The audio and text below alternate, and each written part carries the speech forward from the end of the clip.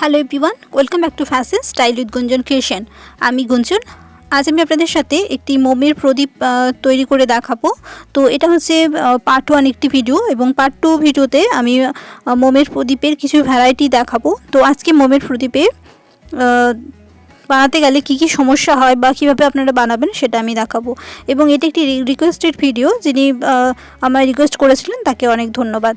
তো প্রথমেই আমি একটি ক্যান্ডেলসের উইক নিলাম এবং মোমটা গলিয়ে নিয়ে একটি মাটির প্রদীপে এটা আমি মোমটা ঢেলে নিচ্ছি। এবং মোমটা আমি পুরো প্রদীপ যেমন আমরা জ্বালাই সলতে দিয়ে সেইভাবেই এটা আমি বানাচ্ছি। তো কিছুক্ষণ আমি ওয়েট করব যাতে মোমটা ঠান্ডা হয়ে গিয়ে থাকে, এবং এতে আরও একটু মোম আমি দিয়ে নিচ্ছি যাতে প্রদীপটা পুরো ভর্তি হয়ে গিয়ে থাকে। এবং আরও একটি এবার সেকেন্ড পদ্ধতিতে আমি এটা আপনাদের বানিয়ে দেখাচ্ছি, এবং এর জন্য উইক্সটা কিন্তু আমি মিডিলে দিয়েছি।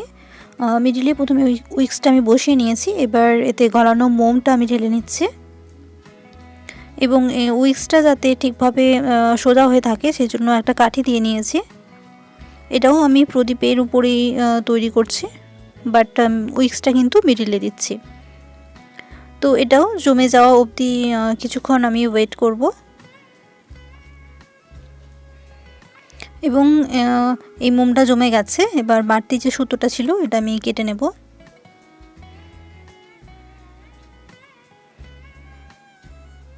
দুটো মোমবাতি আমি আপনাদের জ্বালিয়ে দেখাবো কোনটা বেশিক্ষণ স্থায়ী থাকে আর কোনভাবে প্রদীপটা তৈরি করলে আমাদের খুব ভালোভাবে জ্বলে এবং দেখতেও সুন্দর লাগে। তো সেই দুই পদ্ধতি দিয়ে আজকে আমি আপনাদের সাথে শেয়ার করছি। তো এটা সুন্দরভাবে জ্বলছে এবং চারিদিকে এর আলোটা বিকিরিত হচ্ছে। ক্লোজলি আপনাদের দেখাচ্ছি। এবং ভীষণ সুন্দরভাবে এর কিন্তু আলো জ্বলা শুরু হয়েছে। এবার দ্বিতীয় প্রদীপটাও আমার জমে গেছে, মানে প্রথম যেটা আমি বানিয়েছিলাম, তো সেটাকে আমি এবার আপনাদের জ্বালিয়ে নিয়ে দেখাবো। এই পদ্ধতিতে বানালে এটা কিন্তু পুরো প্রদীপের মতোই দেখতে লাগে এবং অনেকক্ষণ জ্বলে। তো এই পদ্ধতিটাও আমি আপনাদের দেখাচ্ছি, এই পদ্ধতিতে বানালে কি সুবিধে বা অসুবিধা হতে পারে। তো এটা আমি জ্বালিয়ে নিচ্ছি। তো এটাও সুন্দর আলো হয়েছে এবং এটা পুরো অরিজিনাল, যেমন আমাদের সর্ষের তেলের প্রদীপ জ্বালালে হয় সেই ধরনের আলোই কিন্তু এর মধ্যে দেখা যাচ্ছে। এবার কিছুক্ষণ এটা আমি এভাবে জ্বালিয়ে রাখবো এবং দেখবো যে কতক্ষণ এটা এভাবেই একই রকম সুন্দরভাবে বিকিরিত হতে পারে।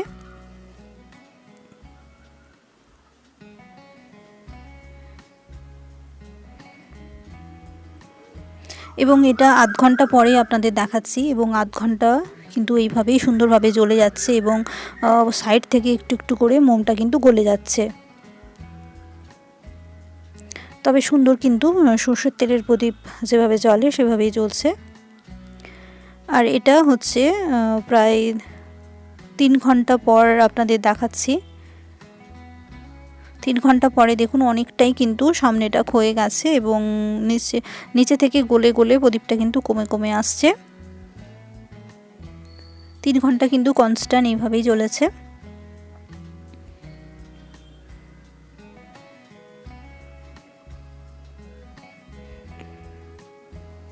এবার 3 ঘন্টা পরে 3.5 ঘন্টা যখন হয়ে গেছে তখন প্রদীপটা কিন্তু গলে যাচ্ছে, বাট সুতোটা কিন্তু কন্টিনিউ, যেমন সর্ষের তেলের প্রদীপ আমাদের জলে কন্টিনিউ কিন্তু জ্বলছে।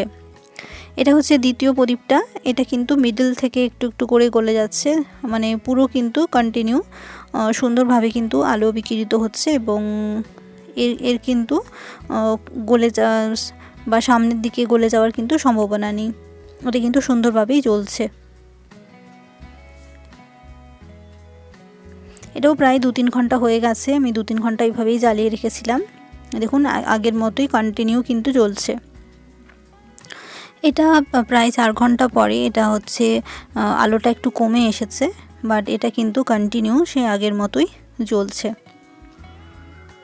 আপনাদের দেখানোর জন্য বা প্রদীপ তৈরি করতে কি সুবিধে অসুবিধা হতে পারে সেটা দেখানোর জন্যই আজকের ভিডিওটা আমি তৈরি করেছি, যাতে আপনারা প্রদীপ যে কিভাবে বানাবেন বা বানালে কি অসুবিধে হতে পারে সেই জন্যই আজকের ভিডিওটা আমি আপনাদের তৈরি করলাম। নেক্সট ভিডিওতে আমি প্রদীপের সমস্ত ভ্যারাইটিটা শেয়ার করব, তাই অবশ্যই আপনারা পার্ট 2 ভিডিওটা কিন্তু অবশ্যই দেখবেন। ওটা আমি খুব শীঘ্রই ওই ভিডিওটা আপলোড করে নেব।